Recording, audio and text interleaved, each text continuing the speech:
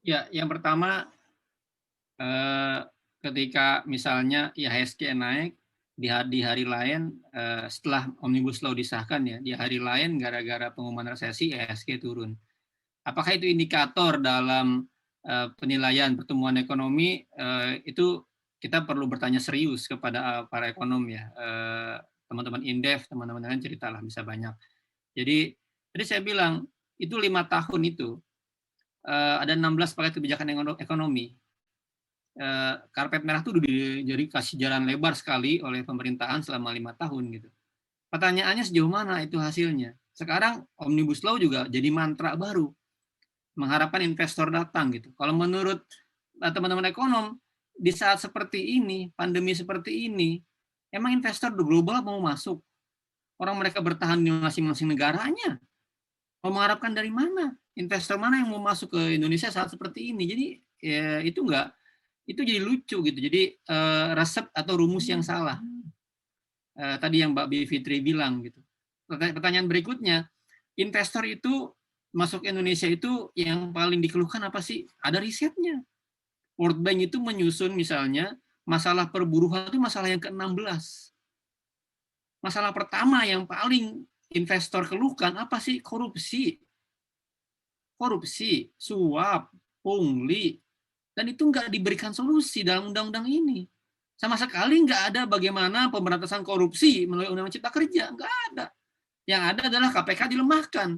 Makanya ketika KPK dilemahkan, ratusan ekonom berteriak, Pak Bos, ini KPK dilemahkan, ya investor ke depan makin khawatir. Karena apa? Nggak ada kepastian hukum.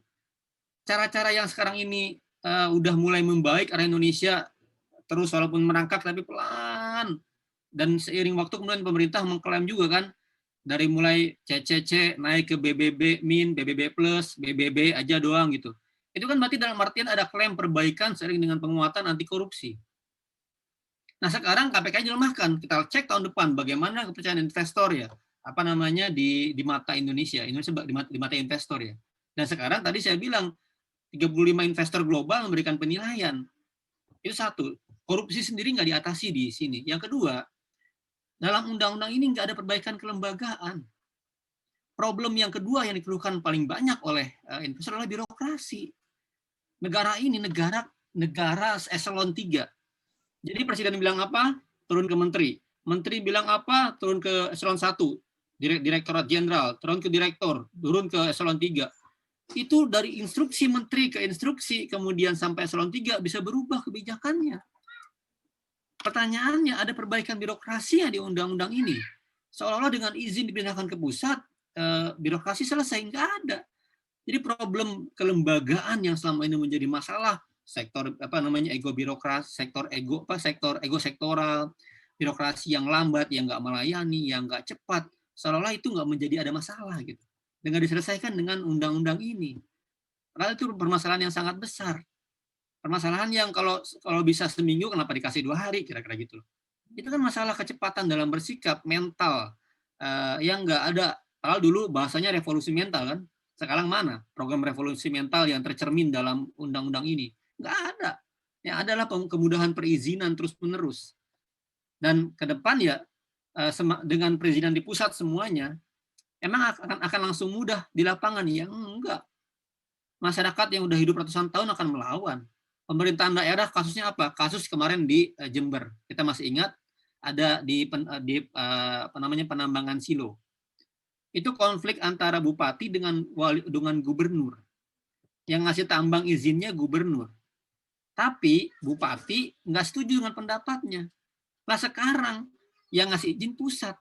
Pertanyaannya gubernur besok setuju nggak dengan warganya diusir ribuan orang dengan semena-mena? Bupati setuju nggak? Pada posisi apa bupati sama gubernur ke depan? Misalnya, itu juga tantangan karena sekarang semua tersentralisasi di pusat dan di pusat langsung apa namanya ngasih izin dan lain-lain gitu. Jadi ya ini ke depan akan menjadi banyak tantangan. Positifnya apa? Positifnya ya kita bisa melihat sebenarnya pemerintah itu kalau mau berbuat baik bisa sebenarnya. Ya, mau berbuat baik untuk sebuah undang-undang itu bisa cepat kok. Pertanyaannya kenapa Rapat nggak hari Sabtu aja mau ya, Pak? Rapat bisa? hari Sabtu aja mau dia. Malam minggu ya kan maraton di pandemi ini bisa. Ternyata nggak ada alasan buat mereka tuh meleha-lehakan kebijakan, bisa. Ternyata, tapi pertanyaannya kenapa nggak undang-undang yang lain? Kenapa nggak undang-undang masyarakat adat yang sudah 75 tahun Indonesia merdeka sama sekarang nggak ada undang-undang yang melindunginya? Kenapa itu nggak dibuat? Padahal sudah menunggu 75 tahun, lebih penting mana masyarakat adat yang sudah ada sebelum Indonesia merdeka, ya sudah menanti negara melindungi mereka. Hutannya dihilangkan, tempatnya dicabut gitu, di genosida secara budaya, secara bahasa, harus ikut dengan sistem kelurahan gitu.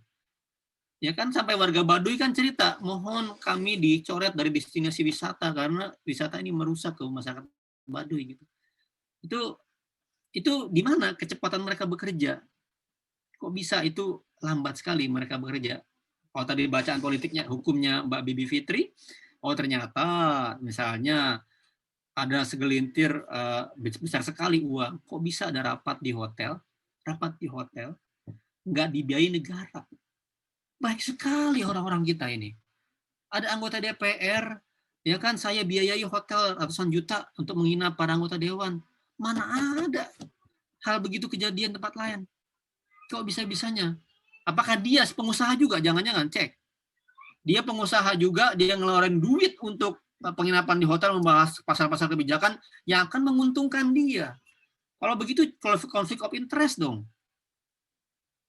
Itu hal-hal baiknya menurut saya ada. Ternyata mereka bisa berkorban, mereka bisa fokus, mereka bisa bekerja cepat, ya kan? Nggak ada alasan. Dan pemerintahan Jokowi misalnya bisa menunjukkan bahwa kalau dia berkehendak baik untuk sesuatu cepat dan ya, itu bisa. Harusnya untuk hal-hal yang lain juga bisa sebenarnya gitu. Dia bisa mengendalikan semua kementerian, bahkan bila perlu dalam tanda kutip ya membayar buzzer dan lain-lain gitu. Itu yang berikutnya, siapa yang terdampak? Yang terdampak tentu pertama adalah orang-orang yang akan menjadi korban industri. Apa itu? Industri membutuhkan lahan, membutuhkan tempat, membutuhkan area-area untuk misalnya ekstraktif. Siapa itu? Tempat-tempat yang ada wilayah penambangan, wilayah nikel, wilayah batu bara, wilayah lahan-lahan yang luas untuk kawasan industri. Mereka yang akan siap-siap tergusur.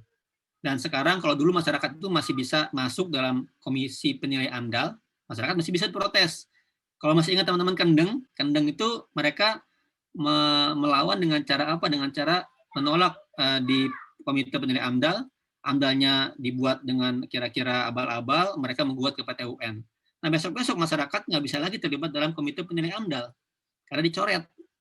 Jadi masyarakat datang perusahaan, datang pabrik mau nambang, ya gimana ya udah terima aja Pak, kalau nggak terima ya ditangkapin polisi kira-kira gitu kan. Gitu sih. Jadi padahal kalau menurut Pak Jokowi dulu janji dalam kampanye dia itu nggak ada yang bisa nggak selesai dengan dialog. Pedagang ya kan kisahnya gitu, mau dipindahkan pasarnya saja berdialog sampai 51 kali hanya untuk menjelaskan, mencari tahu apa kemauannya, dan bisa masyarakat tuh kan kalau begitu juga bisa, sepanjang itu benar kepentingan umum, logis, dan dicapai dengan cara-cara yang baik bisa. Dulu teman-teman saya pernah mendampingi para warga di Petukangan Selatan, mereka menolak penggusuran jalan tol yang sekarang dijadiin JOR 2 ya. Itu berapa gubernur mereka nggak berhasil. Pak Jokowi ngajak 4 kali makan siang, ketemu ngobrol apa maunya, dan ketemu kok. Kita tuh masyarakat yang toleran kok dengan kemauan pemerintah yang baik gitu. Kenapa harus dengan cara-cara yang represif gitu, mengusir mereka? Nah kalau begini caranya, ya ini masyarakat melawan gitu, sadar gitu. Apa solusinya berikutnya untuk Omnibus Law? Caranya adalah sekarang yang bisa dilakukan Perpu. Dulu zaman Pak SBY ada pernah DPR dan pemerintah nih ya bersama-sama menyepakati mengganti pilkada dengan pemilihan oleh DPRD. Disepakati oleh DPR. Datang ke SBY dalam waktu 1-2 hari ramai waktu itu diperbincangkan Pak SBY membuat Perpu. dibatalkan itu undang-undang dengan perpu, membuat perpu mengembalikan hak pilih pemilihan bupati dan wali kota dan gubernur ke pemilih langsung. Bisa. Pak Jokowi pernah ngasih PHP kepada kita saat undang-undang KPK waktu itu. Pak Mahfud masih di luar, ya kan? Pak Mahfud datang ke istana bawa tokoh-tokoh di dalam, kemudian Pak Jokowi bilang ya kita mungkin akan ngeluarin perpu KPK. Jadi setelah itu nggak ada kabarnya tuh. Setelah itu kita dikasih PHP, nggak jelas kabarnya sampai sekarang, perpu KPK nggak ada. Dan kita melihat dengan jelas bahwa bagaimana KPK sekarang. Ya kan, ketua KPK-nya malah melanggar etik.